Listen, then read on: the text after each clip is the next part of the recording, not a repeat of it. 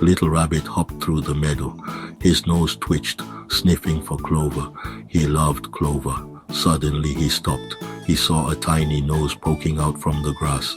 "Hello," he said. The nose wiggled. Out popped Little Mouse, whiskers trembling. "Oh, you scared me," he squeaked. Little Rabbit laughed. "Sorry. Want to find clover with me?" he asked. Little Mouse smiled. "Okay."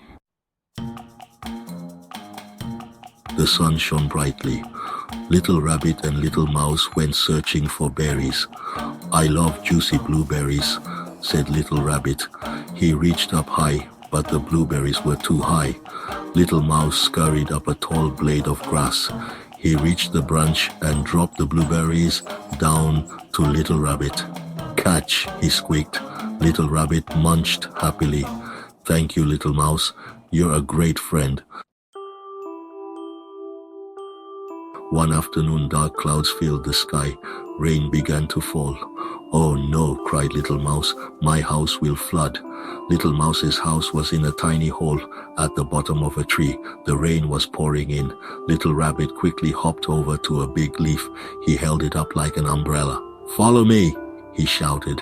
Little Mouse ran under the leaf umbrella. They were both safe and dry.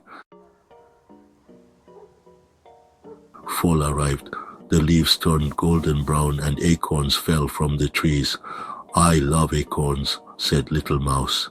He saw a big round acorn at the top of a hill.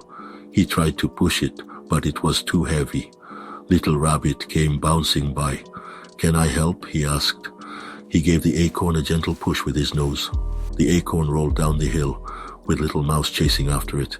"This is fun," he squeaked. Little Rabbit and Little Mouse gathered acorns together. They piled them up high. "I have so many acorns," squeaked Little Mouse. He had more than he could possibly eat. Little Rabbit had lots of carrots in his burrow. "Let's trade," he suggested. They shared their treats and both felt happy. It was nice to have a friend to share with. One sunny morning, Little Rabbit and Little Mouse were playing tag.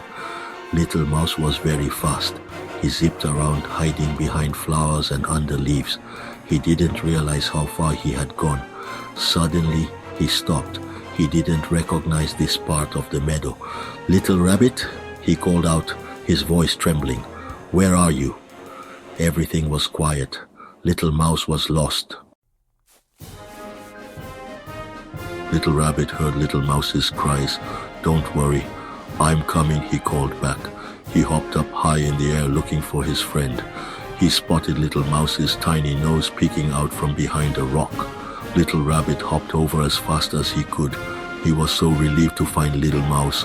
"I was so scared," squeaked Little Mouse. Little Rabbit hugged him tight. "I'll always find you," he whispered.